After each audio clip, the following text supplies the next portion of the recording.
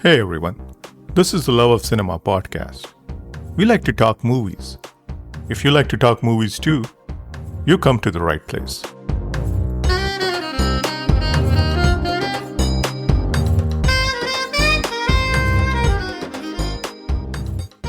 Otherwise, all the other carom players that you see, and even the gamblers in Jalil's den and everything, they are all actually real underworld people, underworld gambling people, and carom players and hustlers.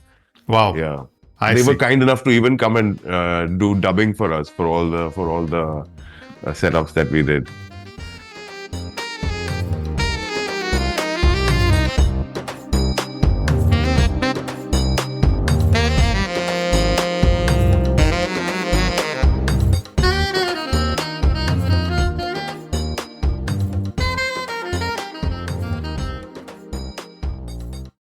Chandan Arora's Striker is one of the films that has stayed with me ever since I watched it back in 2010 on the opening Saturday. Its mostly gritty tone, the period setting, the carom hustling backdrop, Malwani as location, its tense energy. I remember digging all of that at the time of my first viewing. I watched it a few more times since then, and it's one of those films from the 2000s and 2010s that hold up really well, primarily due to its real and raw treatment and the genuinely solid acting ensemble. The film also features an all timer Sonu Nigam song in Cham Cham, an absolute banger. This is Himanshu, and you're listening to the Love of Cinema podcast. But before moving on, an important friendly reminder. Love of Cinema podcast is my labor of love, and with every episode, I've attempted to create something that cinephiles will continue to find value, not just today, but over time as well. So if you enjoy the podcast, please do consider supporting the show. Your support will help me continue creating content with shelf life for fans of Indian cinema everywhere. You'll find the link to support the show in the show notes. You can also support the show directly from the podcast website. It's fast, it's easy, and your support is greatly appreciated. I'd been trying to get writer-director Chandan Arora on the pod to talk about Striker for a while. Finally, it transpired, and I was delighted to talk all things Striker with him. Chandan talked about the film's genesis, the research, the casting, the world building, and the terrific anecdotal story behind Cham Cham. Chandan and I also chatted a bit about RGV, RGV's company, and Dhurandhar. All things Striker and a bit more. Here goes. Hi Chandan, how are you doing? Good, Himanshu. Nice to be here. Thank you so much, Chandan. I appreciate you coming on the podcast to talk about Striker today. Striker is one of those films that I really like. And it's one of those films that I haven't forgotten since I watched the first time. I even remember who I watched it with, where I watched it, and the day of the week that I watched it. Suffices to say that it has stayed with me somewhere. And I watched it in parts, after that several times. And recently for this podcast, I watched it again. So let's dive right into Striker. So I was reading Sure. about, how this film came about. And I read or saw some of your interviews where you mentioned that you were working on a docudrama on gangs of Mumbai Right, right, that led to some research on right. Malwani. My first question to you is, why did you zero in on Malwani? Was there any specific reason behind it? So what I found interesting back then was that how the outskirts of the city keeps going outer and outer. So the ghettos that were on the outskirts of the city at some point that became more a part of the city, and people had to be again disposed of and moved outside. That this aspect of it, I was not familiar with, and when I saw Malwani for the first time, like it's I mean there are so many stories. It's like bursting at the seams with characters and stories, and Right. so I mean the place, the people, and what we consider as Bombay, and there are so many different faces of the city that we are not very familiar with. Even I was not familiar with that face of Bombay. So when I came across it, I found it very exciting, very interesting. I see. Also, I made a few friends there, and so I happened to find out. So a lot of the people who I was doing the research for the Bombay underworld, they had all moved there, and so like Interesting. they had these different blocks where even in Malwani they had a block which was called the Bandra block.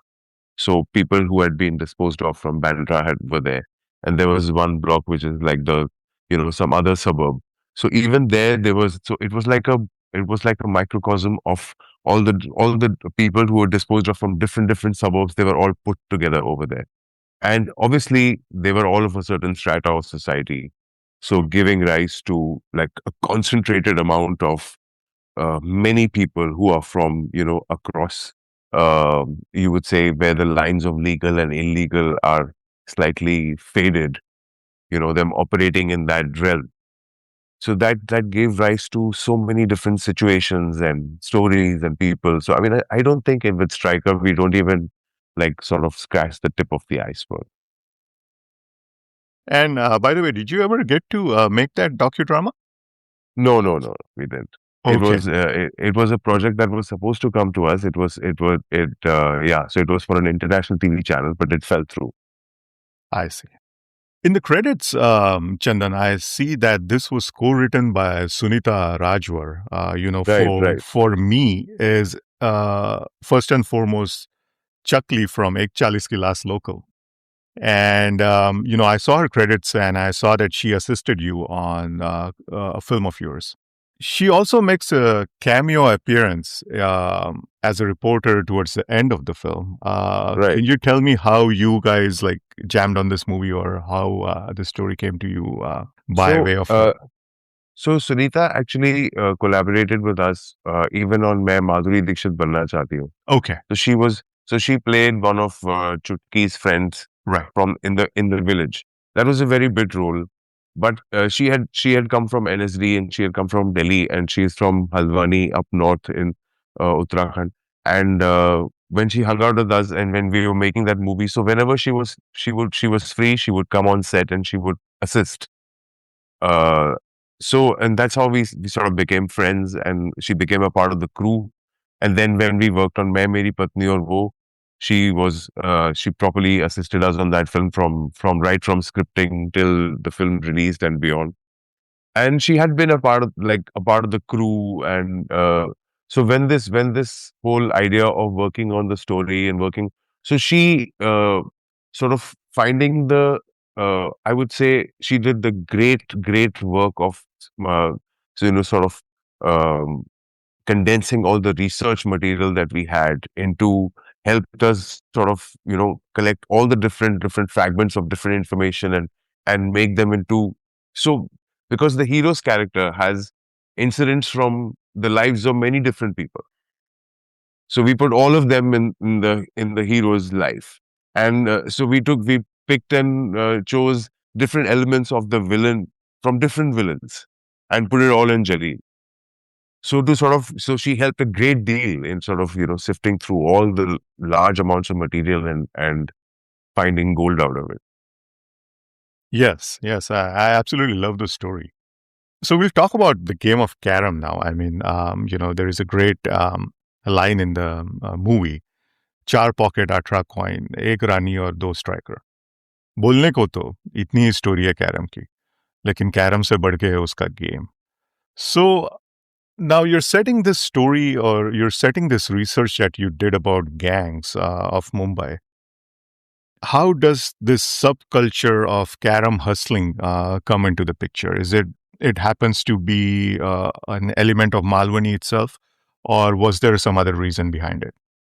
In fact, all over the city, I mean, the carom clubs and this subculture that you're calling it is actually like a really used to be a very mainstream culture in all the ghettos, in all the bastis, in all the chawls, like the That's right. Back then, especially. Yeah. yeah. It's when the story is set, in the 80s and the 90s. So it was this. It's a very pocket friendly setup. All you need is one little lamp and that carom board which is available for very very little money. And so because of so much of unemployment and all the youth, so these little things became a great amount of respite for all those people, and to play the game. And so I mean, we didn't have video games back then, or we didn't have screens to scroll back then. So obviously it was things like that. And the whole aspect of gambling and hustling happening in that, even that was huge. In fact, what we've tried to sort of talk about in the film is that if not for Karam, then they would Surya getting into getting into crime Right. would have been the most, because there is uh, the strata of society where they come from and the world that where they live in. The opportunities are far and few in terms of to get a job or to do this or that, or so there's no way that you can, it holds you down like shackles, and there's no way that people can get out of it without trying something crazy, which there's no other way but overnight success. I mean, the amount of money that you want to make, if they go about it, just to come to a basic level of quality of life, a very very basic level I'm talking about, they need to really work. I don't know how many shifts a day to just to manage that much. Back then, I'm talking about the lack of opportunities and everything. Yeah, so this carom hustling was a huge thing back then. I mean, there were people who would actually run their lives with that kind of money. They would go in teams, not just carom. There was even cards. There was even satta. There was even matka, as they call it. Right. Even horse racing. Even there are so many people who have even uh, made and lost tons and tons of. So this whole thing about trying to make lottery, trying to maybe one day it'll just happen. So that whole aspect of it, Karen provided that to many of the people. Yeah, Right. Right. It for them at least it seemed like a ticket out of the slums. For yeah. I mean, yeah. At least an effort to try and do that. right. Right. Now, are any of those carom players like actual carom players, like is like a Master or So Vilas Bullet and all so those guys? master is not, Okay. but all the other carom players, who the cameos that you see, people who don't have any dialogue, if I can say that. Because with Master, you needed a really good actor, and he needed to play two ages. Right. One when he's younger, and one much later when he's a drunk. So you needed a, really good actor to play that role. But otherwise, all the other carom players that you see, and even the gamblers in Jalil's den and everything, they are all actually real underworld people, underworld gambling people, and carom players and hustlers. Wow. Yeah, I they were see. kind enough to even come and do dubbing for us for all the setups that we did. Yeah, I mean, while we were talking about this, the gambling den, and I wanted to talk about Hotel Starlight in Warsaw. Yeah. Is that an actual place, like, or in No, was no, it? no, no. Okay, so that was all just decked up. Yeah, yeah. I mean, the interior part of it has been shot in uh, Baikala, and the Okay, exterior part of it has been shot in Santa Cruz, very close. okay, Yeah, that it looks really real, and yeah, I love that scene with Pancholi, where he's having the shave, and we'll talk about that later. yeah, But so coming back to the story, Chandan, Surya's arc, as in his, the arc of the story rather. How did you want to show that arc? Because I know that the story moves from like almost 3 decades, like right. It starts in 77, I believe, and it yeah, goes to 88, and then the riots, which are like 92. So, yeah. were you trying to like span a certain period in his life? And are there like any, like, are we supposed to look at Surya's arc as or the game of Karam as a metaphor for his arc and just life in general? So the idea was to actually see a person coming from that strata of society where falling into the hands of crime or crossing the line from legal to illegal is so easy. But even holding on to something very, very like something very, very trivial like carom, he's able to just about, stay out of it. So it was that kind of thing more than anything else. Because back in the day, guys from Malwani couldn't even get their passports made because they had definitely had some complaint or the other against them registered in the police. So it was impossible for them to get a passport even because almost every kid had had a sort of rough about with the police back then. So it was far and few people who were able to. So it was about one such guy. We tried to sort of follow that, but how difficult it is to just stay on the right side. I mean, in a way, that the only thing that is different between Zayed and Surya is the game of carom, right? Otherwise, Yeah. he would have been just another Zayed in the end. The '92 riots. I mean, that is such a landmark moment in the city's history. So you're making this film, that is about the subculture of carom hustling, and you have that all the research about the underworld that you had previously done. How do you bring in this such an important, historical moment in the city's lifeline?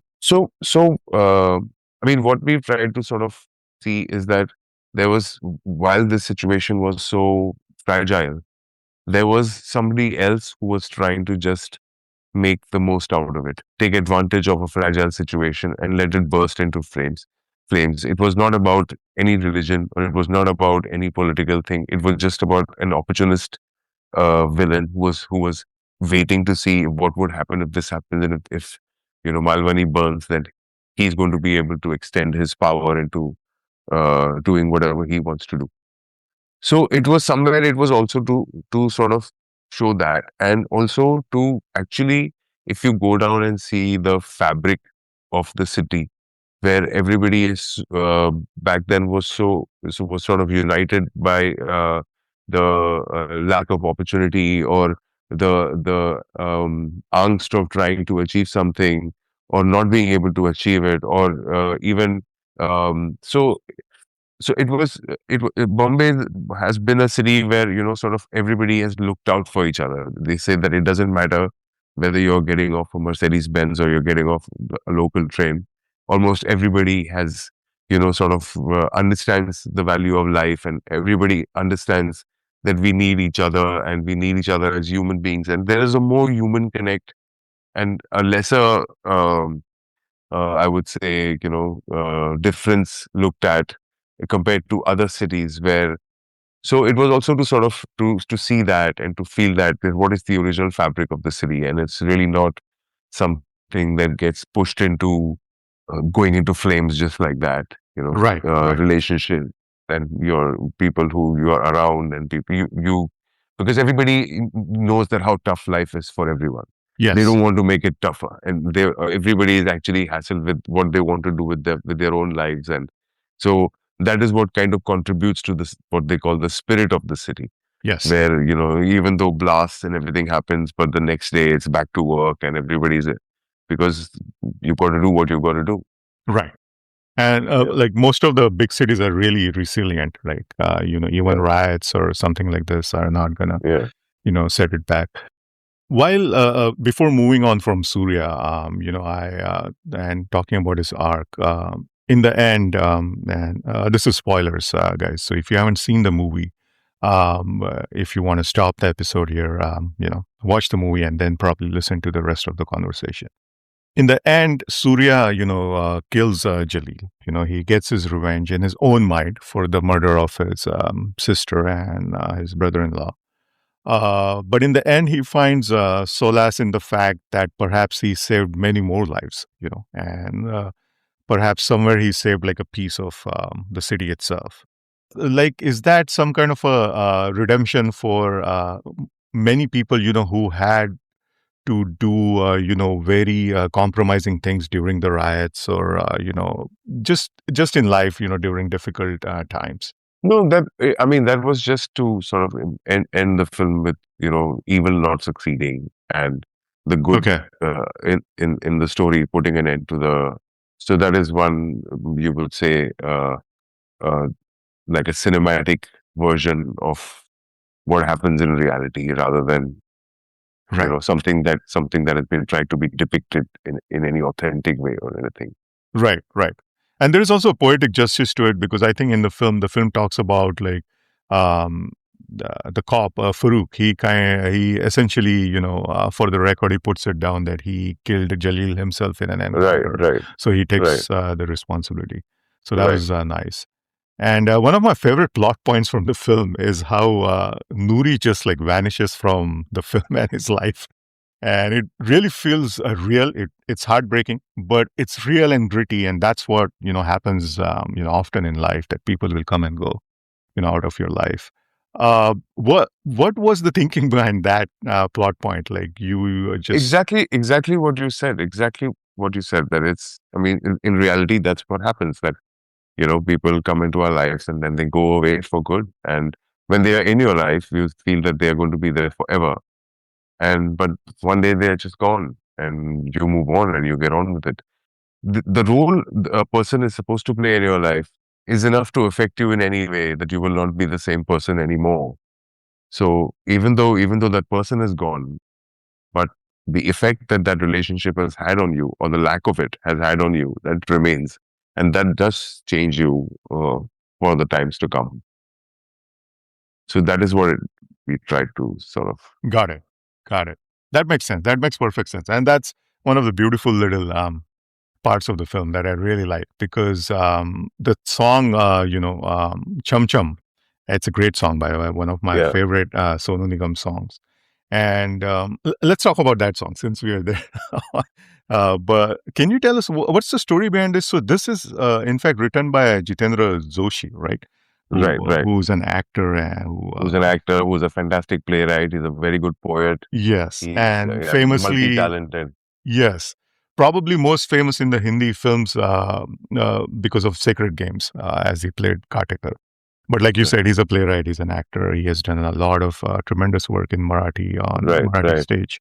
How did he get become part of this and Shailendra Barve and all that? Could you tell us more about that?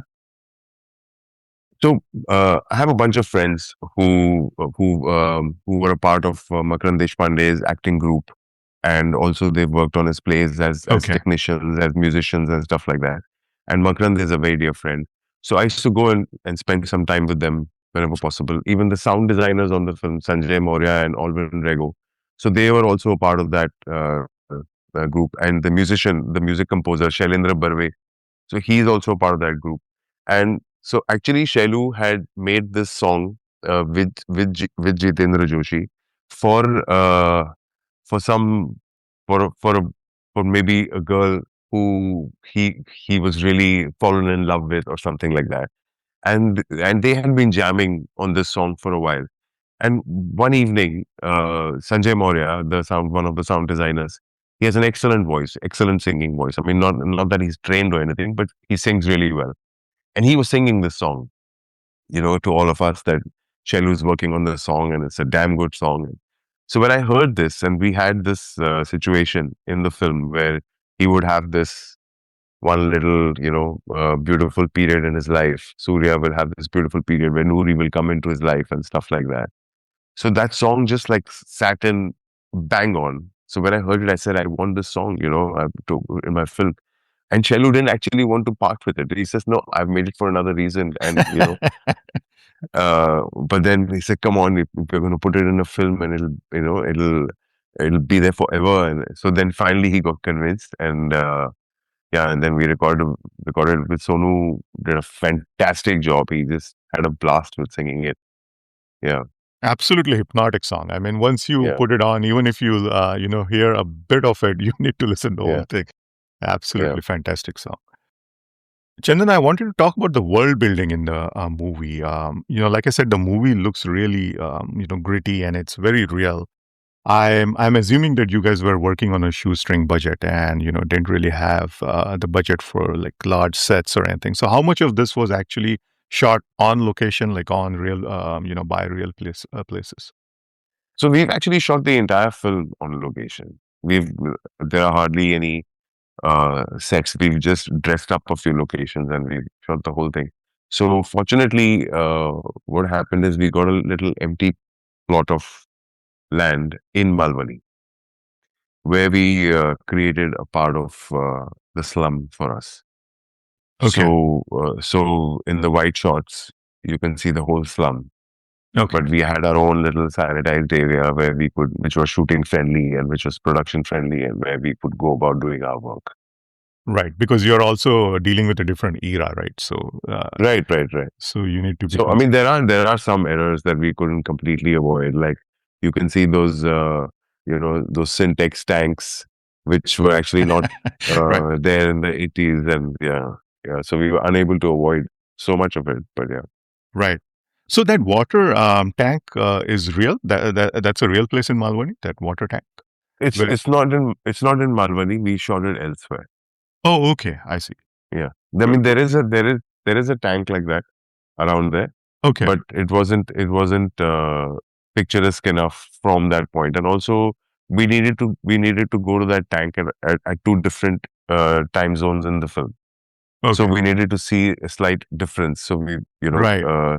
So we needed to go slightly more towards the outskirts of the city to find the tank, which would not have that kind of development that was already there around Malvani when we Okay. were shooting. Could you share the location where you shot that?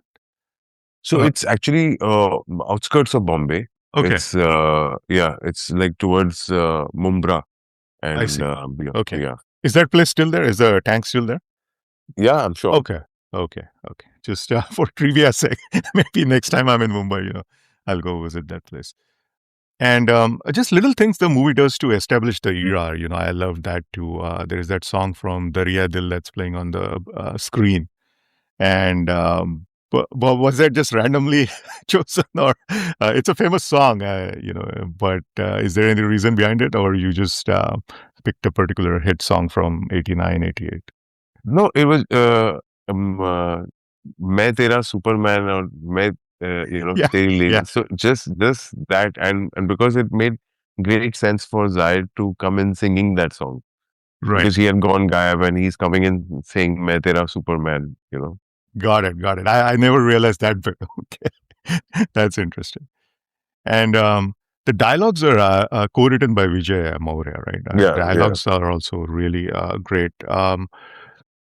Can you talk about a little bit about, like, keeping the local flavor in the dialogue? So there is a lot of Marathi, of course, because Surya is Marathi, but it again has to be consistent with the time and the era as well. So did you guys really take extra care to make the lines consistent with those times? Vijay is, I mean, He's he's a from local, here. right? Right. Yeah, he's a local, and I'm a local, and we had many such people there. So I don't think it was sort of that difficult for him to, Okay. yeah. Yeah, I love the lines.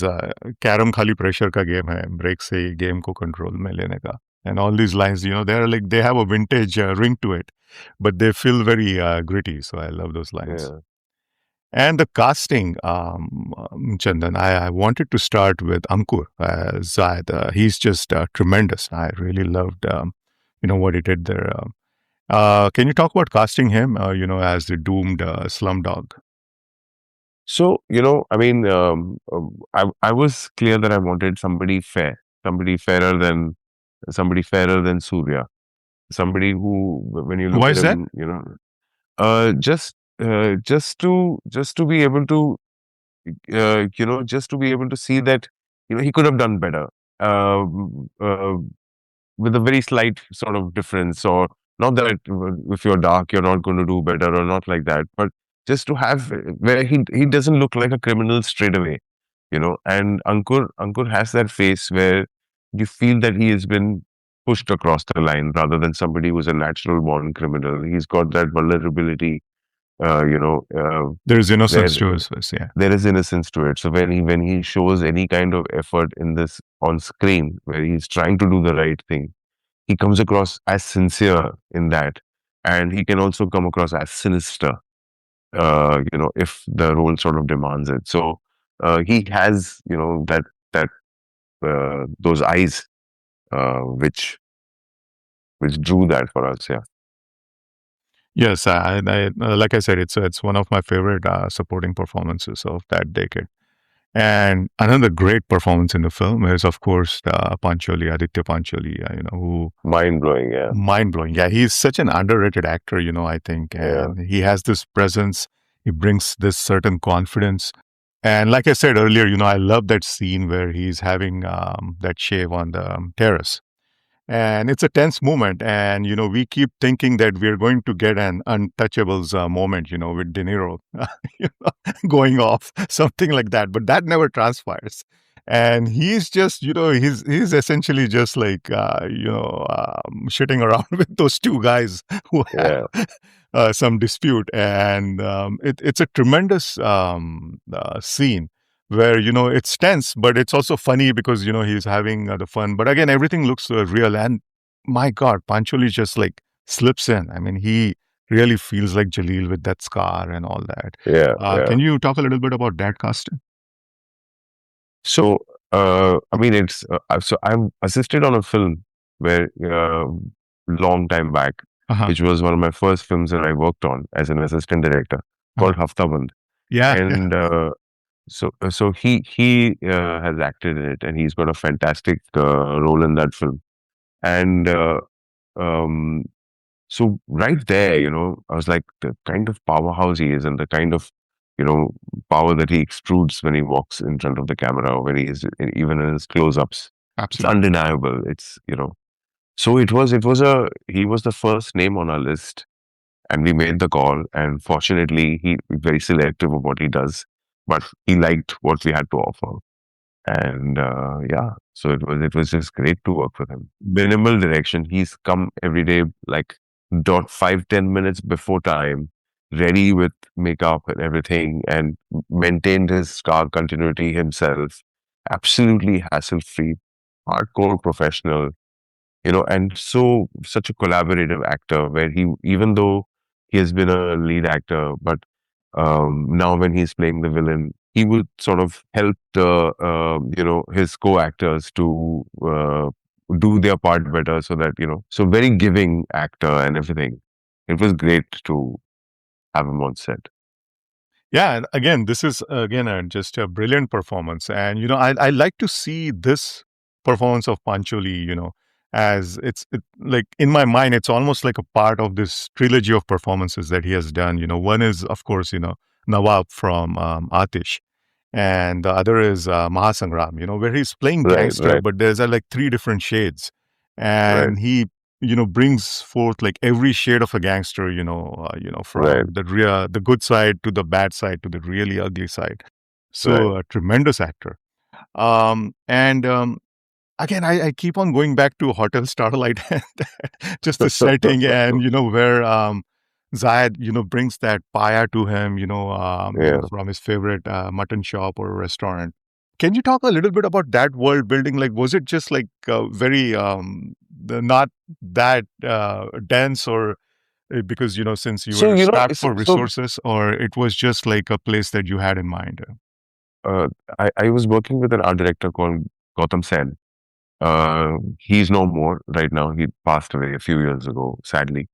And so he had helped us find all the locations for the film. He didn't end up doing the film because our film got delayed and he had committed himself to another project. But we had done a lot of our pre-prod before, and we had gone to these locations. So it was actually, uh, we looked for a spot like that, which was stuck a little bit in time, where, I mean, that Air India Maharaja statue was actually there. The aquarium and everything was Yeah, actually yeah, there. the So, curtains and all that. so Yeah. yeah, so it was actually stuck in time, that place. And we were fortunate enough to sort of get it before a modernization happened to it. And this was actually Warsaw, or this is also Malwani? No, no, this was in Baikala. We shot it Baikala. in Okay, a right, right. You mentioned. Yes. yeah. Okay. And then moving on in the casting, we'll come to Siddhartha, of course. But before that, I wanted to talk about Anup Soni. He has a relatively small role, but he really fits in that, like that elder brotherly, figure. And as somebody who is able to see that, he's good at something, but, this is not really his ticket in life, And that same distinction, I think Surya struggles with, right? That Chandra is able to make for himself.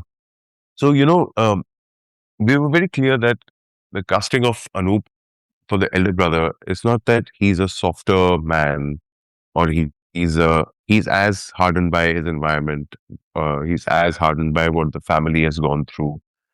But there is a certain role that he's playing. After the father's passed away, he has to play the role of a responsible person. Um, so Anup really brought in that. It's not whether a typical showing that the elder brother is meeker, softer, and it's I wanted to clearly come across as that he has made a certain choice, he has made a certain sacrifice, he has made a certain life decision to be a certain way, to curb his um, aggression or the way he chooses to live with his blinkered head down. He could have gone any other way, like you saw that he was into playing carom, but there was something that happened when he was a kid, and he saw the perils of what would happen if he would do that. So he has sort of learned his lessons. But he's not a weaker personality, or he's not a you know he can be as aggressive, or he can be as he's as powerful as a person, um, but refrained and conformed. So Anup brought that without much dialogue and without much exposition. He brought that with his performance, and he has that personality where you know that you know um, he's got a powerful aura about himself. Yeah. And it's interesting that the character names are, Chandra and Surya. So it's there's something going on there as well. And of course, Siddharth. So this was, I believe this is before Rang De Basanti, right? And No, no, no, no. It's after. It's oh, his it's first after film Rang De after. Basanti. Okay, Yeah, yeah, okay, okay. So Siddharth was already pretty huge, even in Hindi, I guess, by yeah. this. I Okay, mean, he had not yet done a, sort of solo film. right. This was his first solo release after Rang De. Yeah, I see. And but how he wa- how but how he did was he get attached to the project? so actually Siddharth and me, we were discussing another film for some time. We were talking about making a love story with another production company, and that went on for some time, and we were very excited to work with each other and all of that. I had seen his Tamil work, a big fan of that film Boys, which I think is a Yeah, fantastic Shankar's films. Yeah. Shankar film, yeah, and fantastic music and great comedy and everything. So I had seen that film and some other work. And of course Rang De Basanti. So yeah, so wanting to work with him, and then while I was when I knew that this document drama is not going to happen, but I had all this research and all these conversations about Malwani and about Karam and stuff like that. So I shared some of these findings with him just to see, whether the material or the world excites him, and he got into it completely, straight away. So his enthusiasm also was a great inspiration for all of us to sort of make the film in a certain way and write it out. And there was, he, I mean, all the carom shots are all, he's practiced his heart out, and all those shots are real. There is no VFX or anything like that. And in one of the shots, he almost goes from break to finish, And the film is shot by P.S. Vinod, another P.S. Vinod, great yeah. DOP. What kind of conversations did you have with him for the film? So, I mean, when you work with technicians like this, once they've got the soul of the film, then least amount of conversations. If there, I mean, we were such a well-oiled machine that it was just a few You're in head sync. nods, and yeah, and then we were getting on with it. Because he got the world, and he got the scenes and what we wanted to do, and so once we were on the same page with that. There was like, it was just about executing what we had to do on that day, finish it, and move more than, yeah. For the carom clubs, like I think it's called Club Ideal or Ideal Club, the first one that Surya and Chandra go where they play carom, or are like my All question these is, are yeah, created. sorry, right. For the carom clubs, like, did you really like look at the lighting that was at like actual carom clubs and how they're lit, a bit dimly lit, So like it's a bar. exactly, it's, I mean, that's basically what they do. I mean, it's just like one little bulb on top. That's it. Sometimes it has a cover, sometimes it doesn't. And you're just, I mean, it's the and kind of lighting that also you would because, run into like a CD bar, or where yeah, because generally, carom would be played in these bastis in like a veranda or like a balcony or stuff like that. And you're playing late into the night. So you don't want the light to be sort of spilling all over the place. So they put that little cone and it's just focused on that table and they keep playing. And I noticed that in the opening credits, a couple of names jumped out, and I was just wondering, was curious about, their acknowledgements. One is Namit Malhotra, and Right, one is Chitra Subramaniam, which I am right. assuming is the journalist Chitra Subramaniam. No, no, no, no. So Chitra was she was working with Viacom 18 Oh, when the okay. project started. Okay. And then by the time we were finishing the project, she had moved out. But she was a very important person to make the project happen. I see. So because she was not getting any credit on the film, because she'd already left the company, Okay. but we decided to give her some credit on it because she helped us make the project happen. I see. And is Namit the same Namit as Dinek, the Ramayan? Deeneg, yeah, absolutely. So Namit and me, we've been friends for a long time, right from when Prime Focus had just started. There's a lot of work that I've done in his studio facility and stuff like that. So he helped us a great deal since we started the film as an independent film before signing up with the studio. So by that time, Namit had grown into this great equipment supplier and cameras and lights, and so I mean, I got great discount from him, is what I can say. And Chandan, you, of course, before embarking on your personal film journey, you worked with RGV.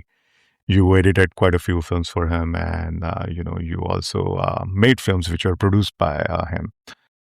What was it like working with RGV? I mean, he's such a mentor-like figure for that group of filmmakers that essentially came in their own from late '90s to 2000s.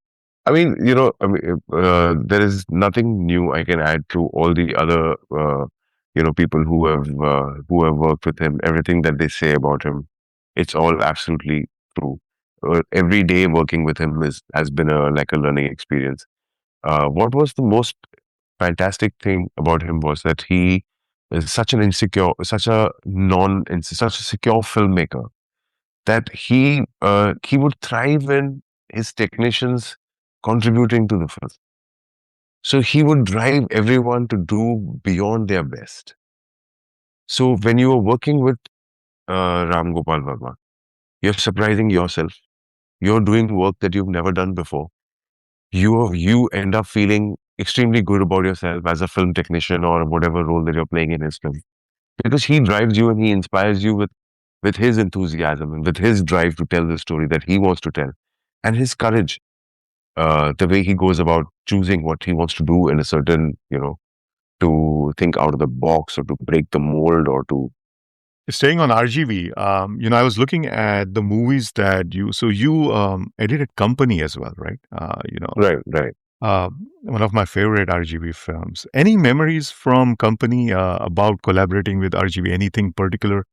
That nice little anecdote from those days. I mean, Any scene from Company? the entire period of making the film.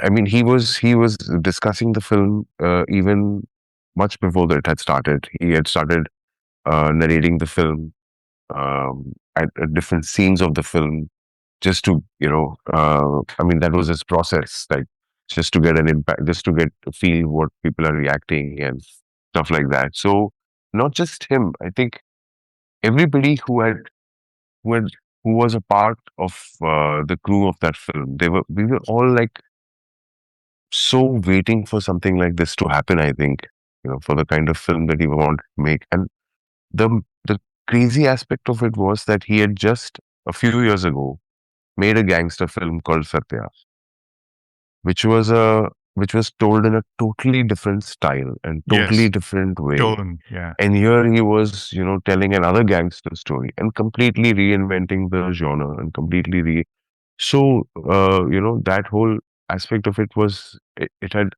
everybody, all the members of the crew we were only thinking about company and all those during all those months. Yeah, yeah. And come to think about it, company had almost as big an impact as Satya, in hindsight. So Yeah, I can understand, being a major film for all of you guys. Chandan, another credit of yours that I saw was this is like probably in your very early days. You assisted Deepak Balraj Veja on Jaan Tere Naam, right. which is another favorite film of mine from childhood. Uh-huh. Any anecdotes about that? Working on that film. So that was actually that was the second film set I had gone to. There was Okay, another film that I started before, but it had not yet released at that time. So it was I was about 18, 19 years old right. on those sets. So it was everything was I had great teachers. Mr. Kishore Kapadia, who I went on to assist in a few years, was shooting that film, and my first AD on that film, Mr. Riaz Beg, he was very kind in terms of teaching me, Um, so it was so the important thing about that whole period was that what attracted me when I was on set, when you go to a film set is a great equalizer.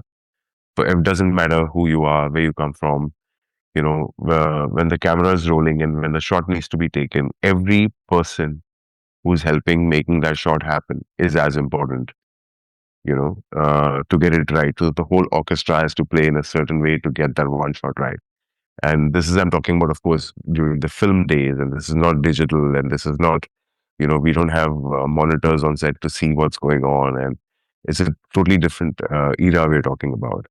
So yeah, so I mean, it was extremely exciting. That whole I remember like almost every aspect of, and on that film, I sort of learned right from doing the clap work, right to going up to assisting in the post production and the sound post production and everything. So it was, and then, I was like a sponge trying to absorb whatever I could get. So it was all about that. Every day was, you were just waiting to get back to work again. Learning the ropes. Yeah. Yeah.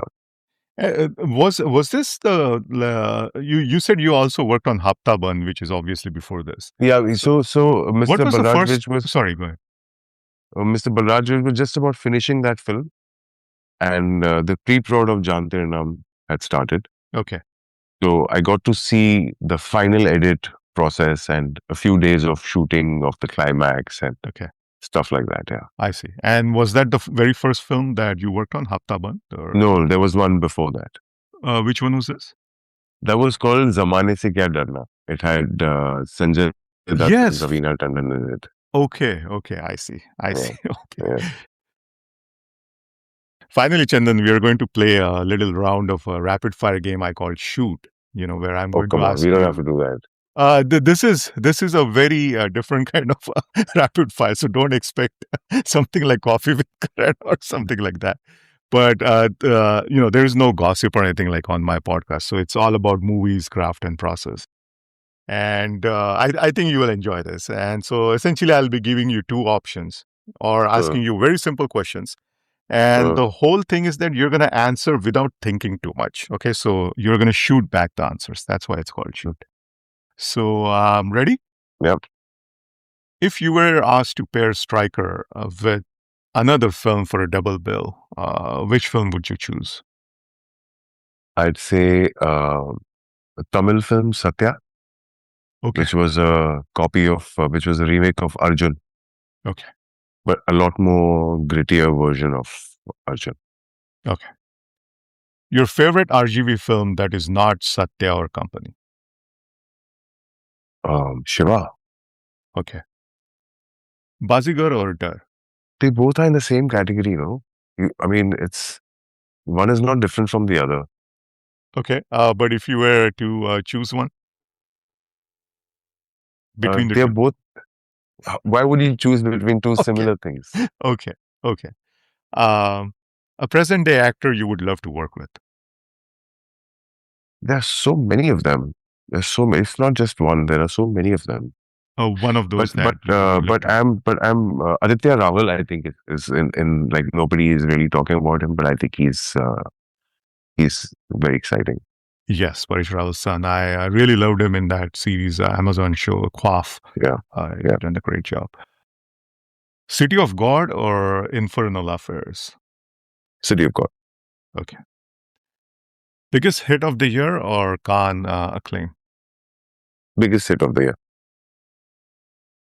One deceased Hindi actor you would have loved to work with.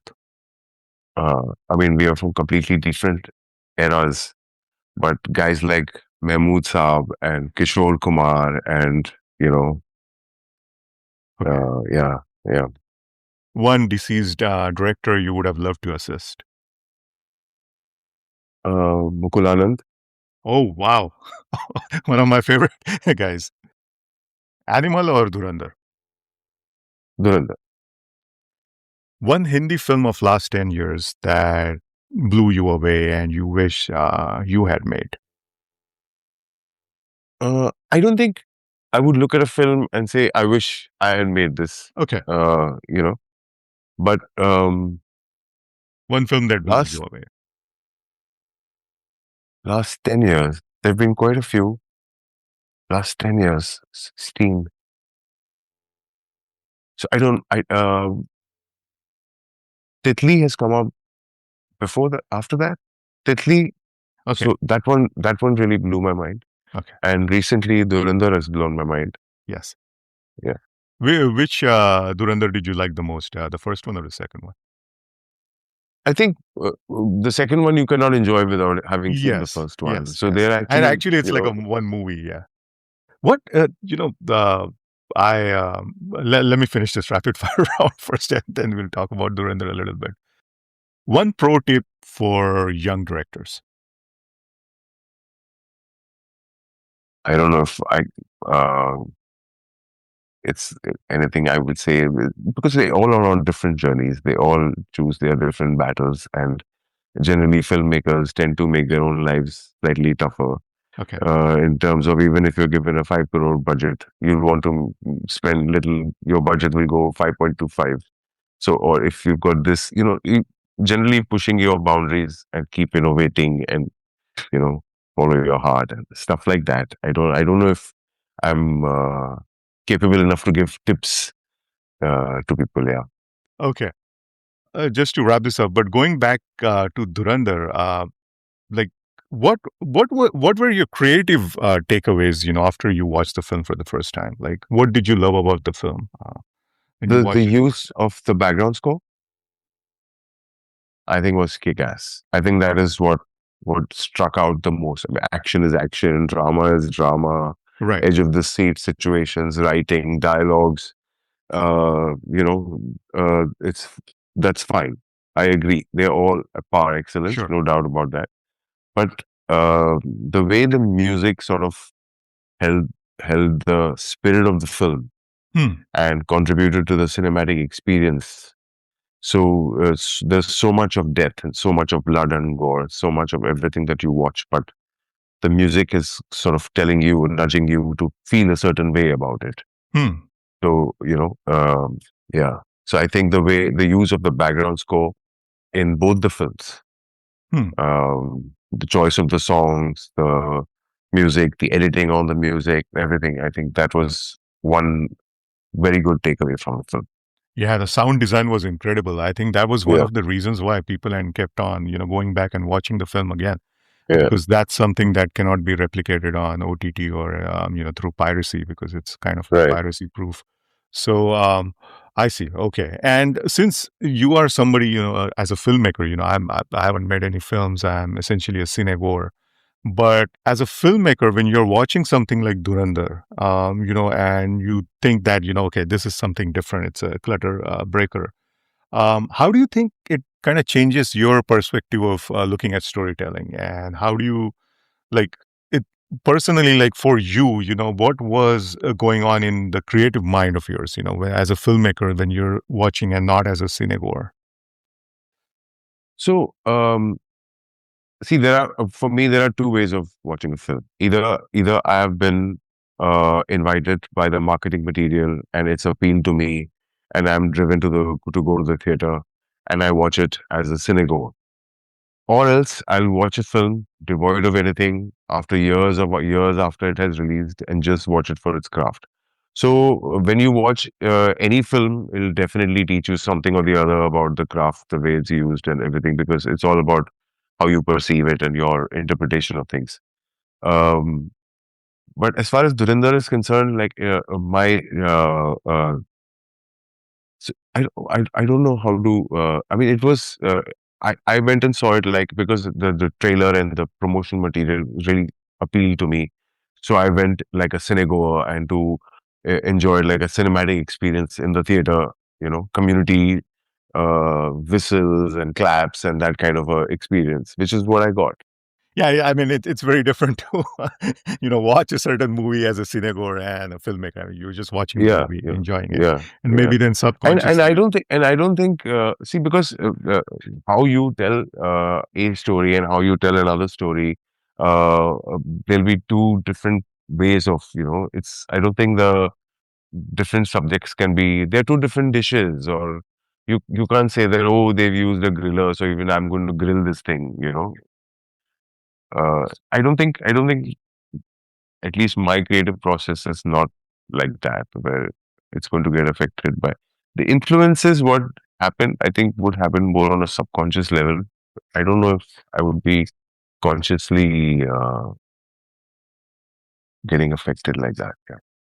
Finally, wrapping this up, again, coming back to Striker, any plans to kind of not reboot, but kind of a continuation of Surya's, arc, Surya's story? No, I don't think so. I don't think so. You're done with that chapter. No, it's not. I mean, I don't think it sort of needs anything like that. And it's not something that has been a great success back then where people are like, oh, when is Striker Part 2? It's not one of those things. Right, right. Yeah, I Yeah. think with For so many me, of for these me, my films. for me, my first film was like my 10th standard exam. My second film was like my 12th standard, and Striker was like my TY degree thing. That's a Of great way course, of putting it. yeah, Yes. of course, Yes, course done at a great amount of expense, but yeah.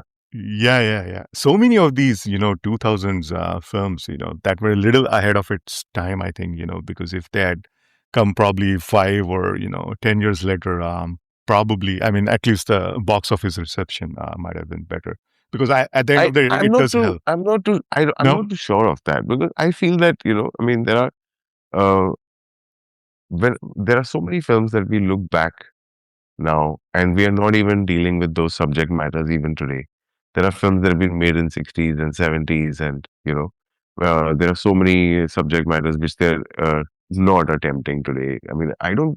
We've had phases of you know progressive, and then going back to the mold, and then again progressive wanting something different. So it's a cyclical thing which keeps happening. It's happened before. It'll happen again, and this is ahead of it. If if I'm a product of my time, and if I'm telling the story, which is of back in the day, uh, I don't think this whole aspect of ahead of its time Right. can work. It's like when sushi is introduced into the market, it works or it doesn't work. You Right. can't say, "Oh, sushi is ahead of its time." Maybe if sushi is served 3 years later, people will appreciate it. I don't think it works like that. Right. And finally, Chandan, what can we expect from you next? What are you working on right now? So right now I'm working on some edit projects. Okay. I directed a couple of web series before. Yes, Uh, yes. but there was Yes, yes. I wanted to talk about that, but I haven't finished that one. The one Canada, right? right. Canada and Kan Khajura came on Sony Live. Okay, I haven't seen the second one. Yeah, Canada Yeah, was very interesting. I began that there is so much stuff out there, and I still need to finish it. But sometime we'll definitely talk about that one too. I see. sure, And what's sure. your next directorial in the works? I'm working on something. It's being written. So till it doesn't happen, it doesn't happen. Right. Okay. And you're still based in Mumbai, right? Yeah, yeah. Well, thank you so much, Chandan. I really appreciate it. Pleasure, pleasure. I Thank know you. we had been trying to do this for a while. I'm so glad Yeah, but finally we good we could did it. transfer it. Yes. us. Thank you so much. Okay. If you liked the episode, do spread the word on social media. And don't forget to subscribe to the podcast wherever you listen to your pods. Also, please do drop us a review when you get a chance. You can follow me on Twitter and Insta at loveofcinemasf8. You can reach me by email with your suggestions and comments, and you will find the email ID in the show notes. That's the episode. This is Himanshu, signing off, and like always, thank you for listening to the Love of Cinema podcast.